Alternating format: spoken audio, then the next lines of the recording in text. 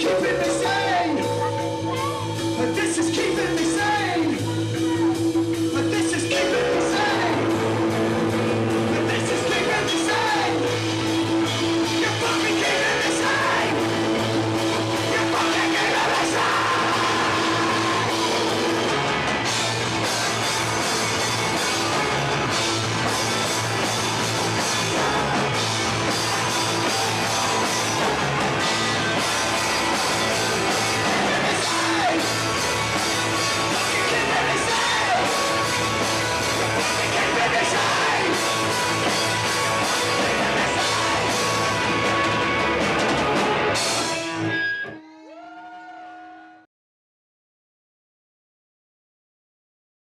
Three of us are from Ballincollig, and Joe is from Ovens.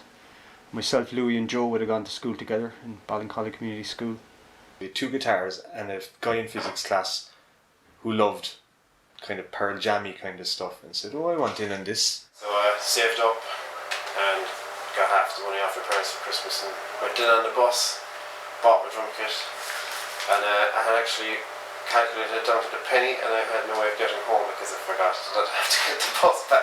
Then Pat came in with his, I think it was something like a Squire Strat or something, and he started playing bass lines on that then. My father was big into wood tones and Richie Kavanagh and, you know, those other monstrosities. And whereas Pat would have probably been, Pat would have been a big influence in the music I'd have got into. Pat would have his ear to the ground very much so, like he'd know all the bands, he'd know all the albums, like he'd be very much up to speed on the scene, you know, whereas I'm a disaster. It was Pat, for example, that played me Smells Like Teen Spirit for the first time. He'll kill us for saying it, but he was showing me and a friend of ours, Brian Lyons, just up the street here, how to mosh to Smells Like Teen Spirit. Yeah, I think he brought it up at his wedding as well, during his speech, yeah, so, yeah, I think, well, I was only 14, 15, so. Once I heard Smells Like Teen Spirit, I knew, yeah, there's something else out there.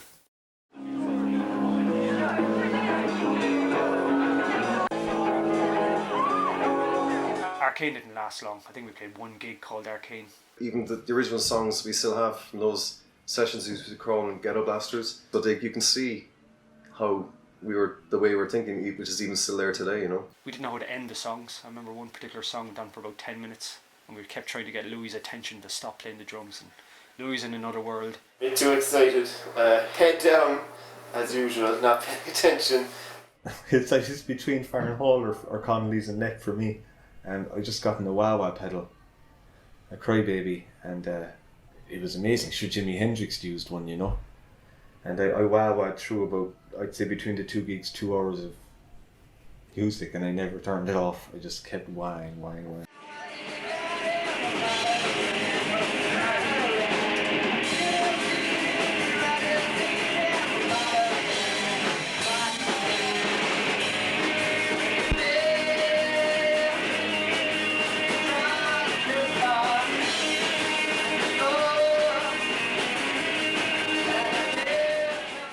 We played a lot of gigs. It was all like Connolly's down Lep, the lobby, a few times, but it was always with Ballincollig bands. You know, there's about 3 or 4 bands, Ballincollig, to be, you know, we all played together, so we all just brought the same crowd. I think we had 4 good songs and we decided we'd record them. But we went down to a place in Glanmire, so we recorded a 4-song demo down there. Real gentle, kind of like if you heard it. The songs are pretty, we listened back to it recently and it isn't that bad, but it's definitely nothing like Hope Is Noise. The songs, they were good, you know, we really felt like Louis was just on fire for that EP, like, you know, the drumming was so good. You know, we were surprised, you know, we were like, not surprised, but you know, I said, wow, like, you know, I didn't know we could sound like that, you know. So I think that, you know, can edge us on, like, that was a great recording, which we're still fond of, you know.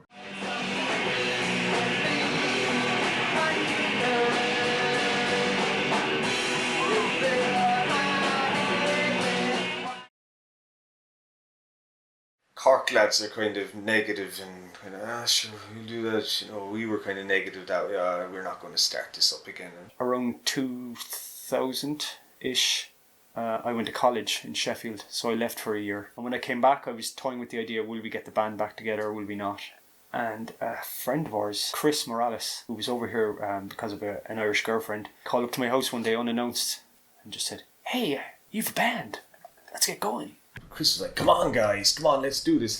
So he kind of convinced us to get back into it. I always remember he was hanging off the rafters upside down. You know, like he just threw the mic over and he was hanging by his legs, swinging, singing a song. It was all, it was cool. I was like, whoa, who's this guy? You know, what's he doing?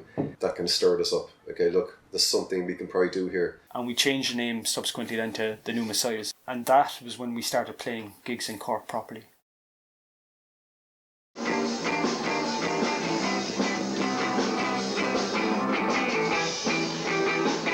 The name set us out to be absolutely unbelievable from the get-go, you know, which is kind of... I wasn't the greatest fan of the name, but it had a very nice ring to it, you know, because I didn't like the Terranauts either, you know.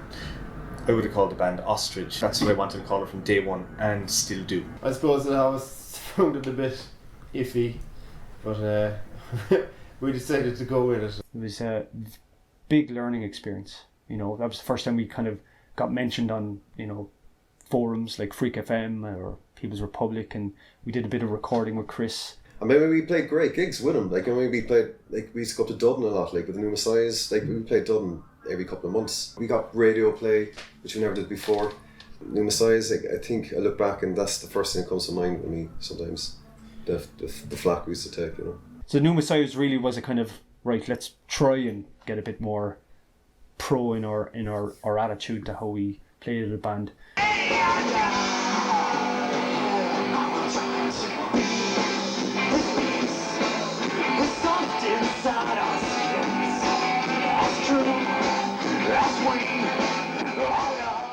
I remember Noel did come up to me at one stage afterwards and said, you had a riff at the end of one of the songs. It's a great riff. Nobody else is doing that. That's a great type of riff. You should do more stuff like that. But it took his enthusiasm and his kind of, I suppose he was just being, you know, honest, and he just said it as it is, and it kind of gave us the, well, maybe we are what we're doing. We're not wasting our time. Maybe people will like what we do. I think Noel, he said, look, you should try more of that. And me and Dan, it's just the lights went off, you know, so we said, look, yeah, that's that song we really love, so let's go and keep doing that. Hot Press was the Irish music magazine, so to be involved in any part of that at the time would have been big. We were proud. Hot Press at the time, we were absolutely delighted. I mean, I never thought we'd actually get a good review. There was, as I was saying, we were making some decent songs back then. Like there was some strong bits in those tunes, like, so it really excited because I knew it was good and someone recognised it. You walking out, burning into flame, but able to say that I can't stop and see me falling. 2003, we heard about this new space that was after for bands to practice, new practice space up in Sunbeam Factory in Blackpool. Mark from Crowley's used some money that he'd got from redundancy, I believe, to rent out this big warehouse up there, and he built these individual rooms. I'm not sure how many rooms were up there, but there was easily 10 to 15 rooms, and he had a recording studio at the back. And we were there for several months, and it was great. It was great to actually be able to leave our space there. It was like a godsend, because they're playing with this in the Sunbeam, like actually having a home as such, because like we're always playing in garages, bedrooms, you know, moving to one crappier place to the next, you know. But that place was brilliant, you know. We had a big room, you know, bit of couch. You know, there's a recording studio down the very end. We got to meet a few heads in the waiting room. We're down a few doors down from us. I remember getting the call, and I remember the lads saying, Sunbeam's on fire. It hasn't spread everywhere yet. We don't know if the band room or the band complex, we call it, is gone up or not. So I came in the back way. I came up over Holly Hill, and just as coming up over Holly Hill, like, it's just a big mushroom cloud. But I think Louis had a car at the time, so he drove up to try and rescue stuff or give a hand. Yeah, of course, our gear was inside the studio. If I was in the band room, which is, we were the first band room, as you went in the door, was the ops end of the factory. So the only thing that survived was my bass guitar, which only cost £50 back in the day. It doesn't totally, and I still have it. But that's the only thing that survived. A couple of days later, I went up and I found about a foot square and a little bit of a charred plastic strap from a Mexican Telecaster, and that was all I ever found. I didn't really care about the gear. I felt so sorry for Mark. But I remember I was just gutted by the whole thing. Like, I mean, I remember we had a pint. We all went for a pint in Ballincollig down the Oriole to discuss it, and I was just like, "That's it. We're gone. Like, you know, we're not going to come back from this." You know, I think I take things a bit too much to heart. I think in the band, Like, you know, so I get disheartened fairly if something goes, like, you know, against us, but something like that. I thought there was no comeback. But in fairness, Dan was saying, no, something's going to happen, let's wait. And he was right. I think Mark's girlfriend was working there. Basically, we got so much better gear out of it. You know, it was like hire purchase thing. They did something special for us. They look, lads, pick out whatever you want and you can pay us back week by week. We bought 2 Marshall cabs, 2 Marshall solid state heads, and I bought a Gibson SG. Dan bought his Les Paul Special, like, and loads and loads of gear, and like we only had to pay 25 quid a week or something like that. And that's thanks to Crowley's. You know, if they hadn't come in, I don't know. Yeah, there probably been fundraisers. We might have made a bit of cash, but we'd still have no instruments. So basically, Crowley's saved us. It was kind of sketchy, the whole thing, what happened, you know. I think he was surprised himself, but I ended up being deported anyway. It was terrible, you know. Chris is a very good friend of ours. At the time, like the last few gigs we played with Chris, Dan was definitely coming to the forefront, you know. Even within position on stage, it was always the 3 of us in front, Dan, me, Chris. Like, Chris was almost coming back. Like, Dan was almost pushing forward. Because of Chris, I got the confidence to actually become more confident in my singing and playing guitar and becoming more of a frontman. I think we'd evolved past Chris then. I think we were kind of ready to go again as the 4 of us. So Chris was very important for introducing us into the Cork scene. The band probably would have never happened without Chris. You know, I mean, he did get us back together. You know, I'll never take that from him. You know, but I think it just came to a point where who do you prefer? You know, and eventually he was deported. The decision was just made, like, Chris cannot come back. He's not allowed back into this country. We had to proceed. So he started us, and we just kept going from there. You know. We played a gig at the end of 2004 in the jazz funeral organised by Leo, and Noel Lynch and Leo, I think, talked about putting us on the bill.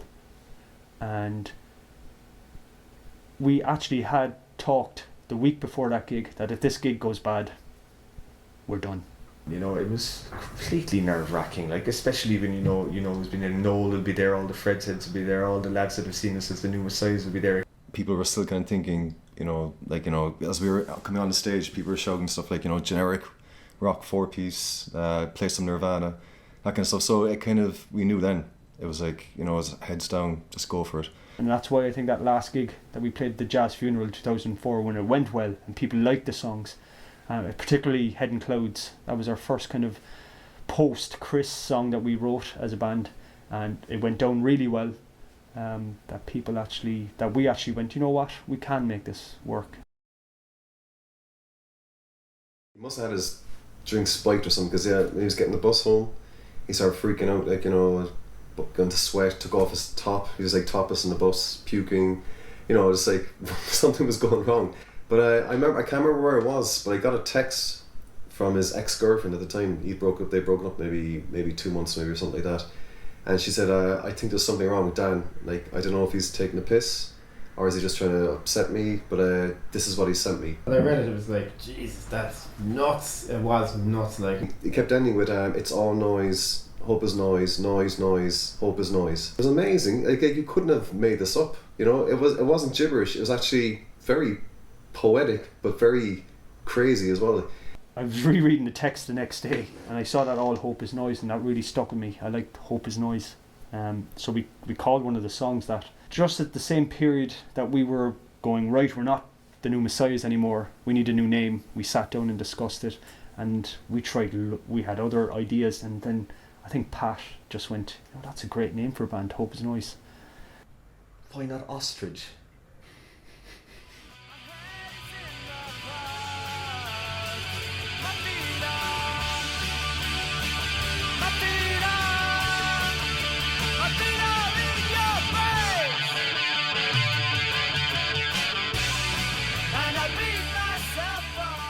Being friends with, you know, remember Blink, like, from Dublin, like, we supported them in Cork and a few times, but we got fairly pally with them, you know. And I think Rob, the guitarist, he said, look, he had his studio that he used in Dublin and he was interested in recording. And over 2 days, I think we did 3 songs, an early version of Head in Clouds, Fall in Line, Dancing with Johnny 5. Johnny 5 was a departure for us, because, like, there was 7 over 8 in it, like, you know. So I was like, what are we doing? We go from 7 to 8, and this was amazing. I think a lot of our music is just Dan and Joe's guitars playing off each other, so that was just becoming more and more powerful and melodic, getting it heavy as well as melodic at the same time, you know, really just building up a sound, building up that kind of wall of sound that we have now just to start with.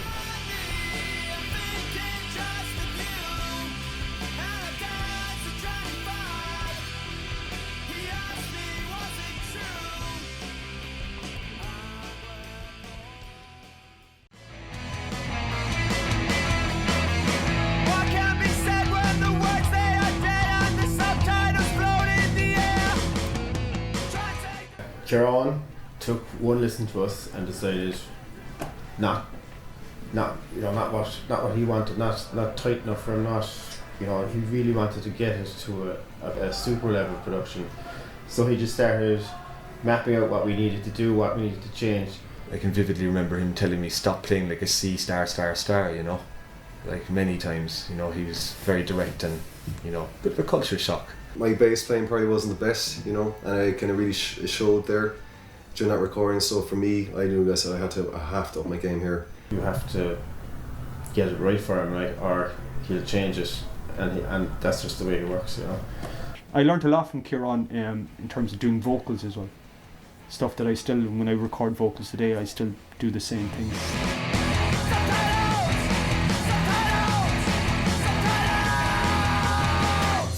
Okay, we've written them out for all languages. You don't speak English, you don't speak Irish, and you don't speak French. Fuck it.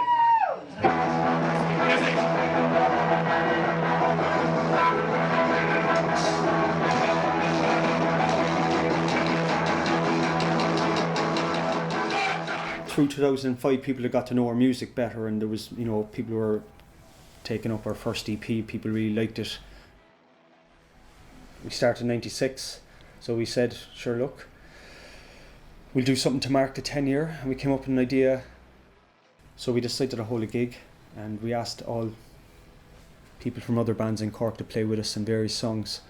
So there's pretty much, how many songs did we do? I think we only did about 2 or 3 by ourselves, and then the rest had it, you know, we definitely did 7, 8, 9 with other people, from Noel Lynch, Brian Brady, who else was there? Yeah, those lads from IHFS played 2 or 3 songs.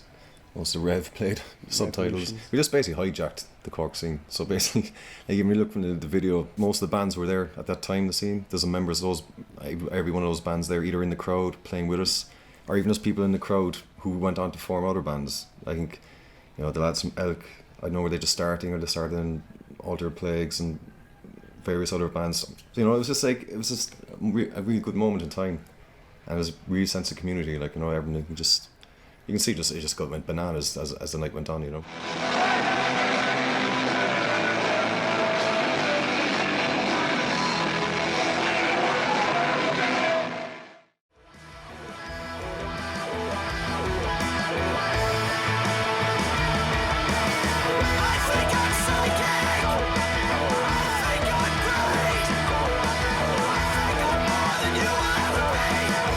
Choosing the songs was a no-brainer at the time. We had them, we knew what was going on there. Some of them were brilliant, you know, we couldn't wait to get them down. I love that album. I still listen to it. Like, I know it's not good listening to our music, but once in a while I'll put it on just to refresh the memory a bit. It was our first proper professional recording, you know. We really had to think about the songs, we really had to play properly, we really had to, you know, produce it. We did a lot of fluffing on it, you know, kind of getting that LA sound. My feet are in your face. And I beat myself up. Do you feel the same? Principles mean nothing. Who do I blame? But like, when we played live, it was a totally different band. People were kind of, I'd say, maybe turned off by it, certain people. We were sloppy live, you know, especially me as well. But I mean, it definitely opened up doors for us. I mean, I think we definitely suffered because of it, in a way. Like, as I say, it just didn't seem as the same band. But I mean, the songs were great, you know. The way they were recorded, probably, you know, too much kind of too polished, too cut, maybe. I remember it being roasting and getting really mad, and we matched the madness. Like, we drank a fair bit and there were a few whiskies involved, like, and I think it was a late one, but I think I did a few stupid things that night. My most abiding memory is being on stage, and I turned to my right expecting to see Pat playing bass and, you know, doing what he does. Instead, he was just dancing. I'm somehow standing next to Dan, and he's just playing away, staring, giving me the bream, just staring at me like, Mike, what are you doing? I think we got extra giddy because I don't think we'd ever been used to anyone kind of coming to see us in that number before, you know. You know when something's really exciting and it's really euphoric and, oh God, we're accepted, this is great, and you go absolutely bat then, like, you know. So that's what happened to all of us that night. Maybe probably Louis. Louis probably just doing his man drinking in the corner, you know. But Pat definitely went a bit wild, as we know. And Gerald Bastardo will drive anyone mad watching them. Him, he's one of those guys who just has an absolute love for the scene and for the music. And if he can put your music out, if he likes it, he'll go broke to put your music out, you know. We got so many great gigs because of that guy, and I think when he kind of cut up shop about it, like when Rainbow Records went silent, I definitely think we suffered as well. Like, you know, we didn't get as much exposure. Like every, you know, DIY kind of promoter in Ireland, you're hitting your head against the brick wall most of the time. Start again, maybe then I will know. You don't have to turn your life around. We were asked by Dave Ahern from Waiting Room to support this band in Limerick called Hostile Come Over, and he asked us would we be interested in playing with them, and we said yeah, we would. It was Dan organised it through MySpace, and before we knew it, we were all in 2007, we were off over and they had the whole thing organised for us.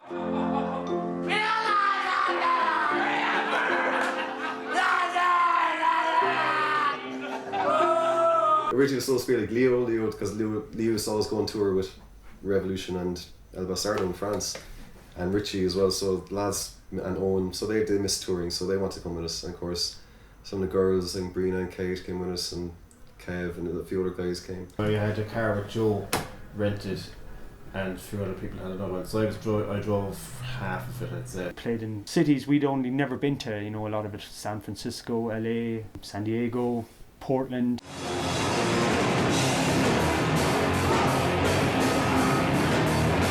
It just felt like, you know, this is what it's about.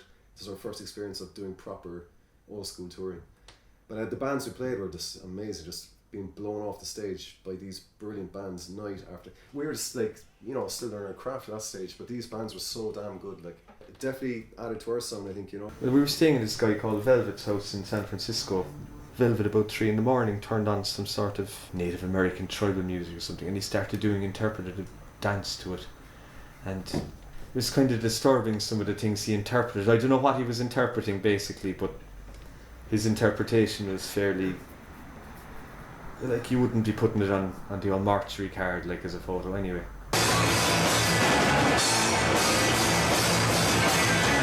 Dan always at this stage is like, at the age of 30 he's quitting, you know, and I was, at the time I was 30, I was going, but I'm 30 years old, what's going on?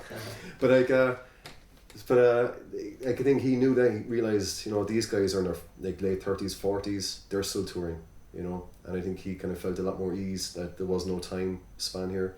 You know, if you love it, you keep doing it. Cop on, we're still young, we've got good jobs, we can still play this, we can still fit in time, we can still do it, and we also learned a great deal from Hostile Come Over musically. After, I think it was 17 days, we were the tightest we'd ever been. The only way to get tight is to play live with that intensity and that regularly. The tour in America was like going to school.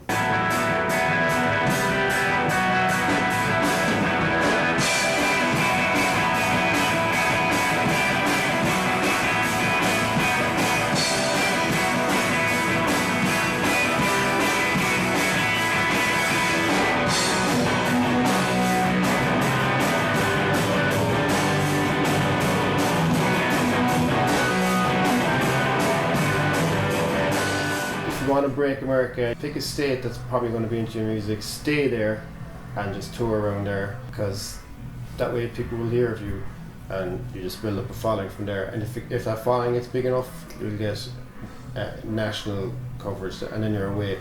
But doing what we did, going from state to state, playing one gig is, you know, you can do it for fun, but it's not going to get you anywhere.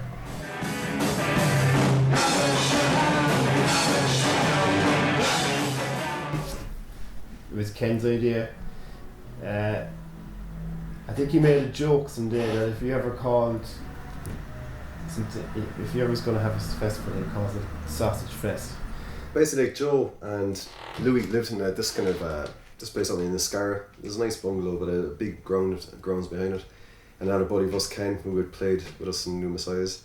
So we just had an idea. Like, Ken said, "Look, we have this amazing space up here. Why don't we just throw a festival here?" Like, so we said, "Yeah, okay, go for it." So he had all his plans, get a marquee. It was my job to get the bands. So things like us, El Bastardo, Elk, Four Face Liar, and I'll Eat Your Face. The girls then, like, they had Lady Picnic, so it was like Sausage Fest the first day, Lady Picnic the second day. And you know, the girls got involved, you know, in fairness, you know, as girls probably better at organising stuff. So that really took off. And it actually was, we made a profit. I think it was like, we made something like $2.5 grand. There's a lot more going on, head shavings and charity stuff, and the, you know, so it kind of wound down the second day. Great weekend, great. The cleanup was awful. Yeah, Ken vigorously tearing into the portaloos with kind of elbow gloves, and seeming to love it. Like, it's like, oh, come on, let's get it all out. Come on. I remember us looking at him going, Jesus Almighty, he's loving it. Like, you know, this could be his calling. You might get a great demo off us, but if you came to see us, you might go, they're not great live, are they? As there was inconsistency a lot. I know mainly for me as well, I kind of tend to drift off. I think when I'm playing live, I get in the moment and I'm supposed to forget what I'm supposed to be playing. The worst one ever for me was one of the first Independences in the square in Mitchelstown. The very first chord was a bum note. The night before, myself and Joe were playing with El Bastardo when we were the 10-piece up in a festival called Mantua.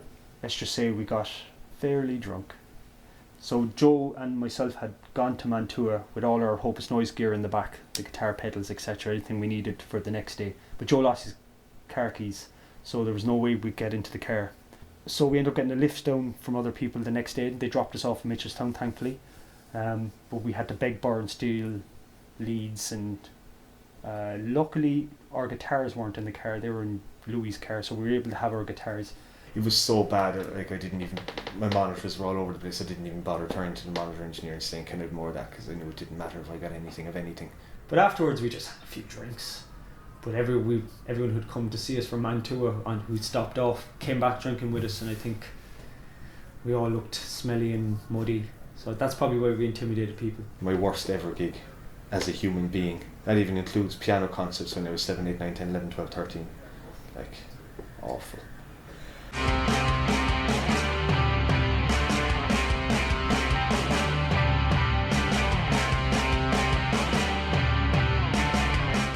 I think it's an angrier album.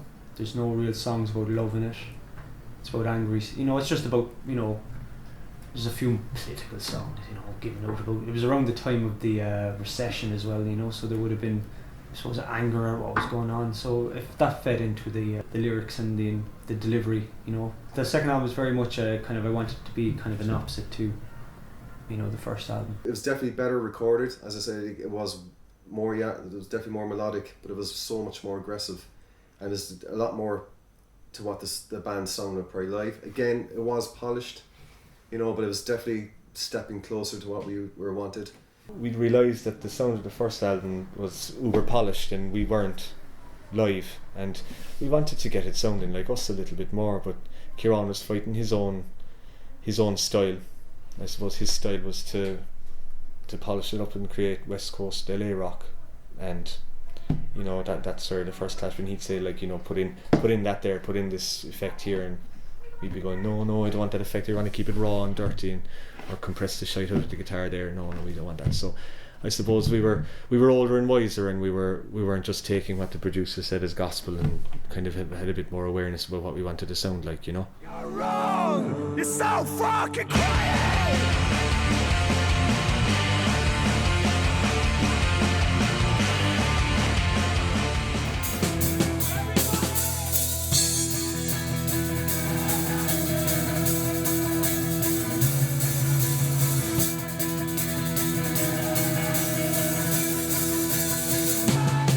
can't remember. I was actually up at a gig in Dublin, Whelan's, and Dan sent me a text saying, how about this for an idea? And I said, what is he on about? What is he doing? Like, I just said, this is insane. Like, 3 gigs in one night. But I don't know, I can't remember the response. I just kind of, back to my point. But I met him again a few days later, and he was still going on about it. It was murder to set up. We got a lot of help, fairness, the Richie, Leo, all the boys, they all helped out. We had to kind of definitely battle it out. I mean, there was so much work involved in that. But in fairness, everybody helped out, There's so many people involved in that night, we could not have done it without anyone in that scene, To get all those venues to say, look, can we play, and then buzz off to the next venue, and then buzz off again to the next venue, and then probably leave that and go back to the quad and have the party there. Fred's were brilliant. They said no problem. So we went from Fred's over to the quad, then we went to the Crane Lane, and thankfully they all 3 bought into it. We had a certain time limit that we had to be done out of the Crane, but we went back to the quad, I think, afterwards for after show party. No, it was great, and I met Chris, I think literally 2 or 3 days before the launch. Of course, I leave everything to the last minute to organise. I met him, and I just said, man, if you're free, would you be able to film it? Thankfully he jumped on board, and he got a lot of great footage, and he put the video for Relation out. You're so borderline, aren't you? It's great to see you live at your pride. You fool, need to see your morning face. Impose me back together. Lovers meant to understand. I just can't relate to others. I'm not making it clear. I'm not making it clear.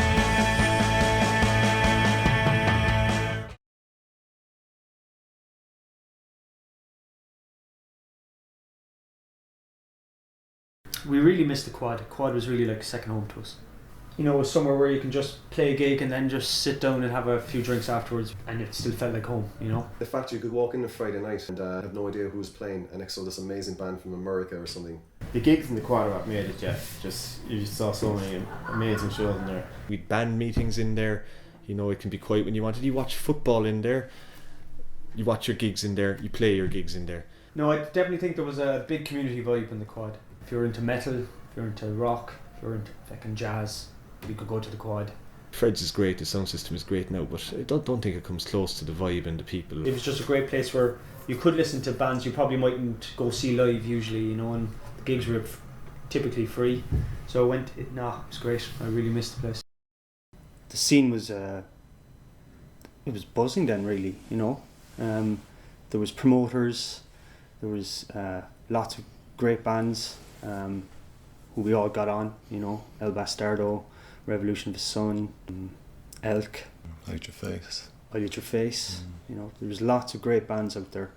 But there was, more importantly, there was plenty of venues and plenty of promoters, putting on nights, and so you were always busy. There was always gigs to play. There's still as many bands there. We'd be one of the last, maybe with 10 past 7 and Rest, who are still officially together, playing from that time. There's a lot of other members from other bands that are playing with other bands. So the people are still playing music, but there's a hell of a lot less venues. Second time around though was much harder, because Hostile Come Over had organised the first tour. This was pretty much on us. We had to ring the venues to make sure, we had to find out where we were going, meet the support bands, etc., etc. To be honest, it wasn't as great, as fun as the first time, and I think it was all in our own heads. We weren't touring with anybody, we didn't know who, each place we went to, we didn't know anyone at all. I mean, the only place we knew was when we first landed in Portland was Aaron from Bryce Country, which he booked a tour for us. He did organise gear, a backline for us. We brought our guitars. We had trouble renting our van, so there was a lot of stress at the start of it, before we even got on the road to head off to the first gig. But I think that brought us closer together, because it was pretty much the 4 of us in the van for 2 weeks solid, whereas in the first tour we were split between the van and the car. And I think it showed me more than anything that literally the 4 of us could tour anywhere and we wouldn't kill each other, we know when to shut up, we know when to stand back.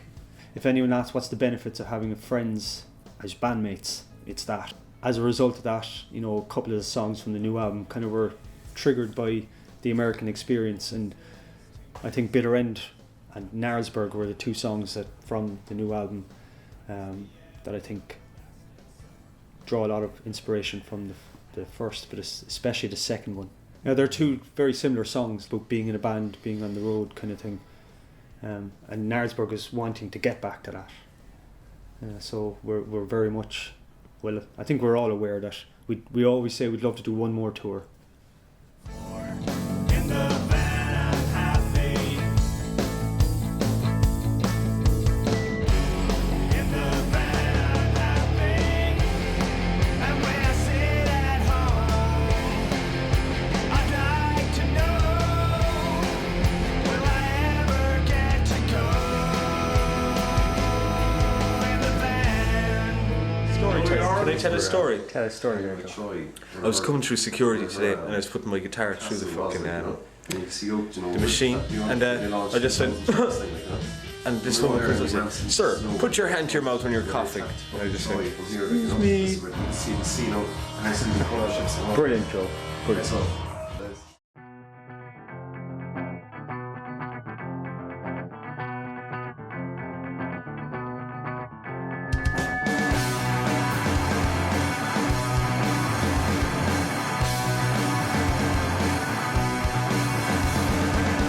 There was going to be no polish about this one. This is going to be raw. I said, lads, Lawrence's studio is closing down.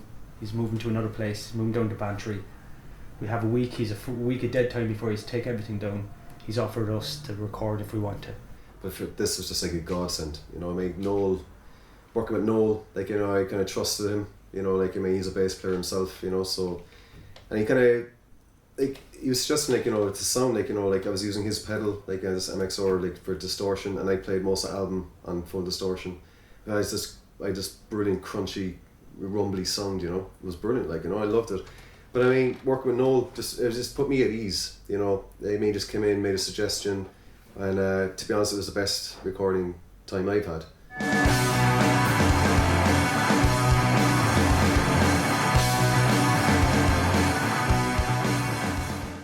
I had 4 or 5 songs written.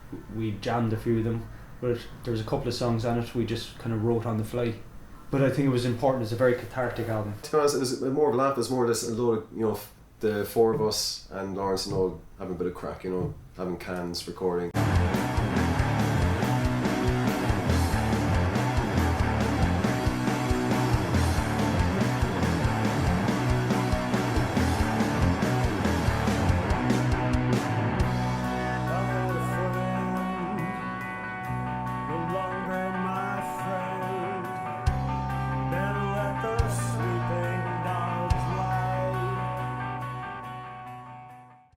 Right, so I think the first time we played Fred's was roughly about 1999, and you know, we arranged a gig, obviously, you know, maybe a month or two beforehand, but Dan was working on an archaeology site down in Waterford or something at the time, so we brought up a big load of bus people.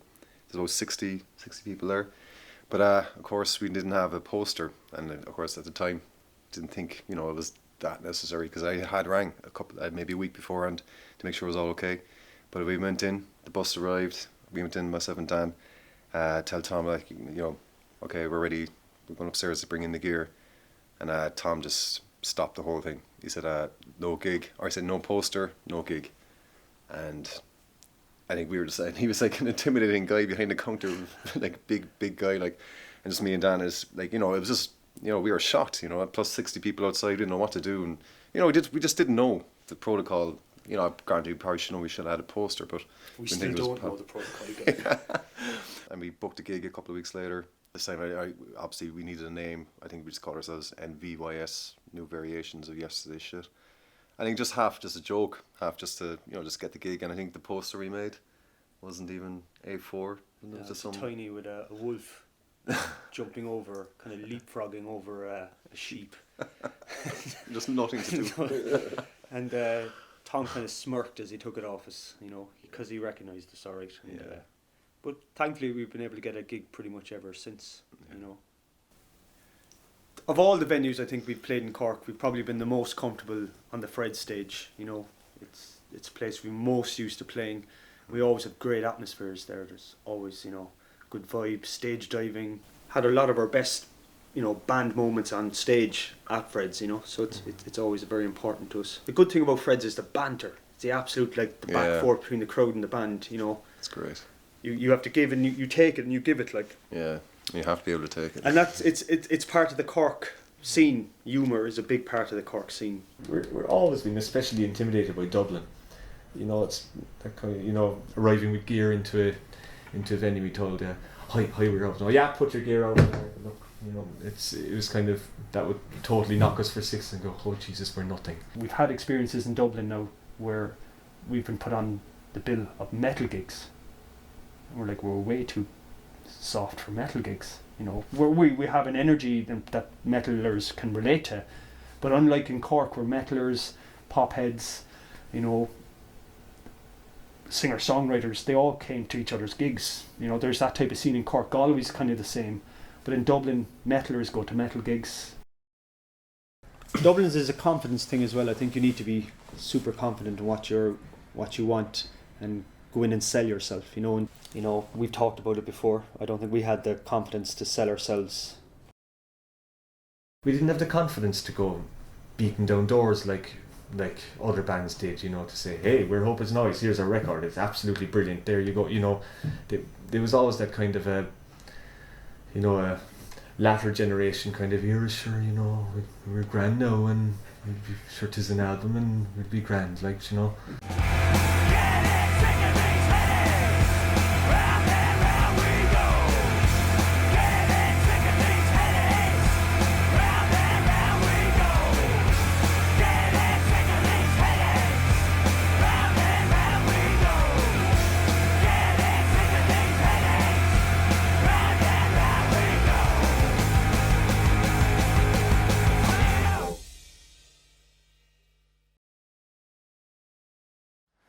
Pressure's off, I suppose. Like we don't have to break America anymore. But I know the songwriting and stuff is really good. Like you can bring disastrous riffs now. Like there's no need to polish it up, and really enjoying the songs and stuff. Like it's kind of relaxing. Like, you know.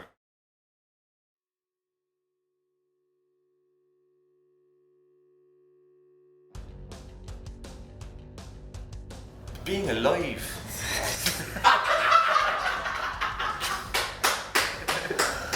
I suppose the fact that we're buddies, like, you know.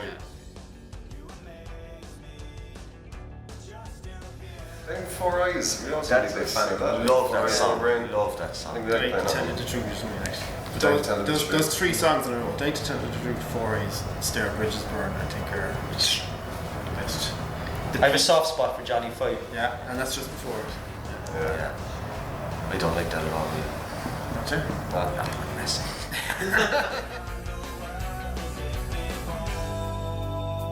It takes us 2.5, 3 years to put an album together, from 2 to 3 years. We're kind of on schedule, you know, so we basically just spend those 2 years playing a few gigs, writing songs. Yeah. That's pretty much it. They were very long gigs. Yeah.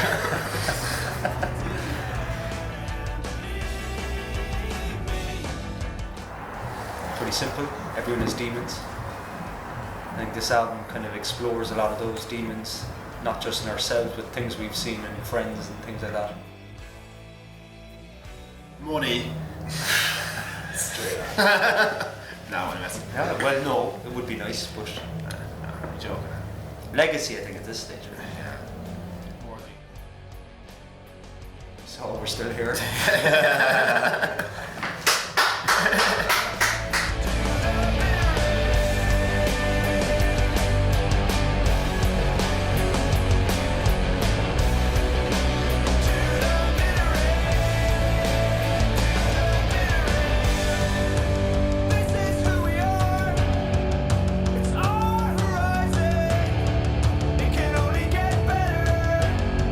It can only get better.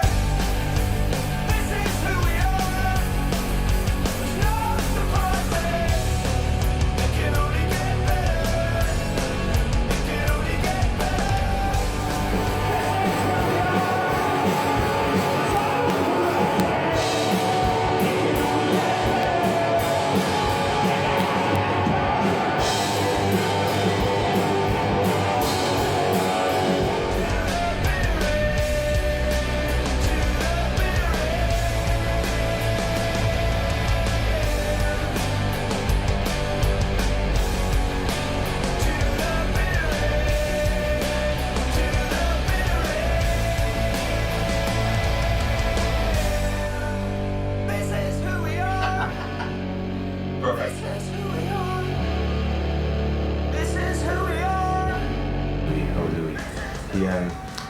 He drinks for pleasure, he drinks for pints, and when he's whiskey he gets a bit rowdy.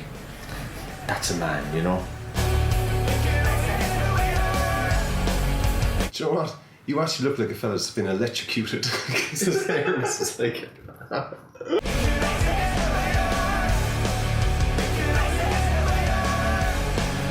You know, I'll get very deep now. The hair symbolises the new freedom, you know.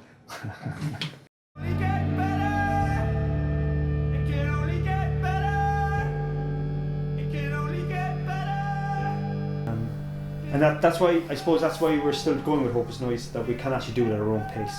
You know, we're not reliant on anything, we can still all live our lives. What are you yawning at? Cut.